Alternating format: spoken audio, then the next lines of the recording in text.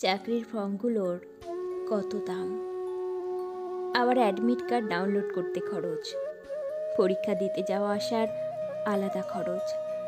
হাত পেতে মায়ের থেকে চাইতে খারাপ লাগে, বরং ওই টাকা থাকলে 4 জনের পেটে আরও 2 দিনের ভাত জুটবে। এইসব 7-5 ভেবেই মিনু টিউশনি পড়ানো শুরু করেছে। সাইকেলে করে এতটা পথ যেতে আসতে অনেকটা সময় লাগে, আর পরিশ্রমও হয়। মিনু অনেক ভালোবেসে দায়িত্ব নিয়ে পড়ায়। ছাত্রীর স্কুলে প্রজেক্টের কাজগুলো সব করে দেয়। স্কুল থেকে বাড়িতে করার কত রকম অ্যাক্টিভিটি দেয়, ও নিজে থেকেই সেসব করে দেয়। মাস ফুরিয়ে আজ 2 তারিখ হয়ে গেল। মিনুর বুক ধিপ ধিপ করছে। হাতে প্রথম মাসের মাইনে পাবে। ফেরার পথে বোনের জন্য একটা রুল টানা খাতা আর পেন্সিল কিনে নিয়ে যাবে, আর 2টো চপ কিনবে। 4 জনে মুড়ি মেখে খাবে। খুশিতে ওর গায়ে কাঁটা দিয়ে ওঠে। মাসের শেষ দিন থেকে ওর বেতনের অপেক্ষা করছে। আজও দিল না টাকা। শুকনো মুখে ফিরতে হলো বাড়ি। এভাবে আরও কয়েকটা দিন গেল। হাত পেতে চাইতে লজ্জা লাগে মিনুর। ওরই পরিশ্রমের টাকা, তবু ওর চাইতে লজ্জা লাগে। কাকিমা, বলছিলাম যে 11 তারিখ হয়ে গেল, যদি আমার টাকাটা। মিষ্টি সুরে ছাত্রীর মা বলে উঠল, আমার মনে আছে মিনু, তোমার টাকাটা দিতে দেরি হচ্ছে। কটা দিনের তো ব্যাপার।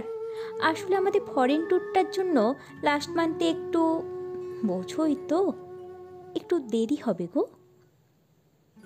পরের দিন 4টের সাথে পড়াতে ঢুকতেই ছাত্রীর মা রুক্ষ কণ্ঠে বলল, মিনু, তুমি 2 ঘন্টা পুরোপুরি না পড়ালে চলে?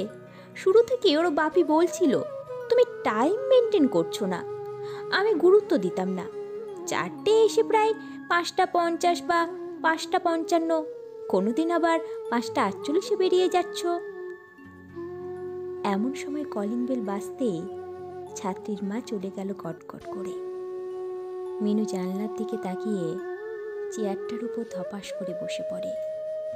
বহুদিনও সময়ের কাঁটা না দেখেই বেহিসাবি পড়িয়েছে। তার ফলে বাড়ি ফিরতে রাত হয়েছে অনেক।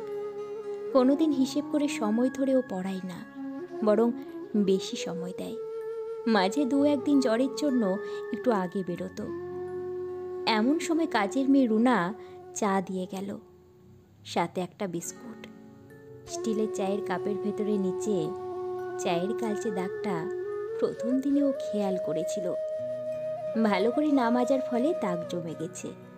তাতেও অবশ্য কিছু মনে করে না। রুনাও তো এমন একটা কাপে চা খায়। পড়ায় মন দেয় মিনু। 17 তারিখ হয়ে গেল। 1.5 মাস হলো। আজও কি আরেকবার টাকার কথা বলবে? 7-5 ভাবতে ভাবতে ছাত্রীর বাবা একটু কাশির শব্দ করে ঘরে এলো। মেয়ে তো আজকাল কিছুই পড়ছে না দিদিমণি, কিন্তু আগে যা প্রশ্ন করতাম তখন সব বলতো। ভ্যাবাচাকা খেয়ে যায় মিনু। আচ্ছা, বলছি যে আমরা 3 দিনের জন্য মন্দারমণি যাব। ওই 3 দিনের পড়াটা অন্যদিন মেকআপ করিয়ে দিতে হবে। মিনু অনেকটা সাহস জুগিয়ে বলল, আমার টাকাটা? ও, পরের মাসে একসাথে দেব। আমরা অন্যদের মতো না, কারো টাকা মেরে নেব না। একটু খরচ হচ্ছে, তাই অ্যাডজাস্ট করে নিলে ভালো হয়। এভাবে আরও দিন পেরোল অনেক। 2 মাস 10 দিন হলো। ছাত্রীর বাবা 500 টাকায় এগিয়ে দিয়ে বলল, 2 মাসের টাকাটা। মিনু আকাশ থেকে বলল, 500 কেন? বাংলা, ইংরেজি, ইতিহাস, ভূগোল, পরিবেশ, এই 5টা বিষয় পড়াতে কত করে নাও? বেশি করে ধরে যদি, তাহলে 5টা বিষয়ে 50 টাকা ধরে 250 হয়। 2 মাসে 500, তাও তো তুমি যাওয়া আসা সব মেনটেন করে পড়াও না। আবার ওর মামার বাড়ি থেকে ঘুরে আসার 8 দিনের ছুটির মধ্যে শুধু 5 দিন মেকআপ করলে, বাকি দিনগুলো টাকা কাটিনি। এই ঢের, ধরো তোমার টাকা। আর শোনো, সামনের মাসে দুর্গাপুজোর ছুটি থাকবে স্কুলে, তোমাকে ওই সময় পড়াতে আসতে হবে না। আজ টাকা দিলাম, এরপর ওই মাসে তো আর মাত্র 14-15 দিন আসবে, তারপর পুজো ভাইফোঁটা পার করে স্কুল খুলে তখন তুমি পড়াতে আসবে। আর ওই পুজো ছুটির সময় টাকা আবার হিসেব করো না, তখন তো পড়ানো বন্ধ থাকবে। মিনু টলতে থাকে।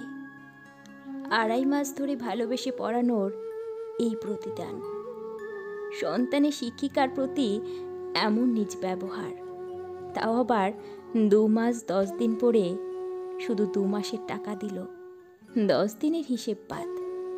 মাসের বাকি অর্ধেক দিনগুলো হিসেব হবে না, মানে এই মাসটা পুরোটাই বিনা পারিশ্রমিকে খাটতে হবে। চোখ থেকে গাল পেয়ে গরম অশ্রু গড়িয়ে আসে। এই ঘটনার কিছুদিনের মধ্যে একটা অফিসের কাজে জয়েন করেছে মিনু। সেদিনের পর মিনু আর ওই বাড়িতে পড়াতে যায়নি। তার শিক্ষা এত সস্তা না।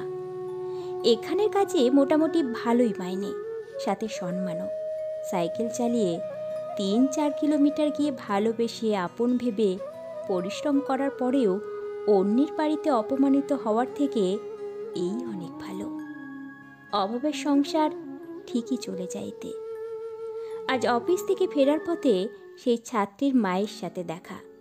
মেয়েকে কোনো এক নামজাদা স্যারের কোচিং সেন্টারে ছেড়ে ফিরছে।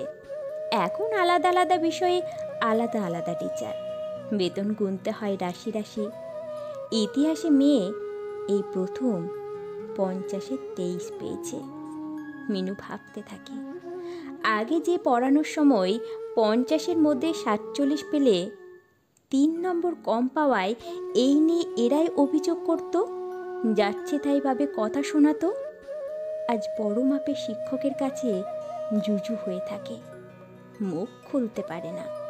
অথচ বাড়িতে আসা প্রাইভেট টিউটরদের বাড়ির কাজে লোকের থেকেও নিচুভাবে দেখে। ঠিক সময়ে তাদের পরিশ্রমের টাকাও দেয় না, আর যথাযথ টাকা তো কখনোই দেয় না। এইসব ভাবতে ভাবতে মিনু অটোতে উঠে বসে। আজ সে পুজোর বোনাস পেয়েছে, চপ নিয়ে বাড়ি ফিরবে। 4 জনে একসাথে চপ মুড়ি খাবে।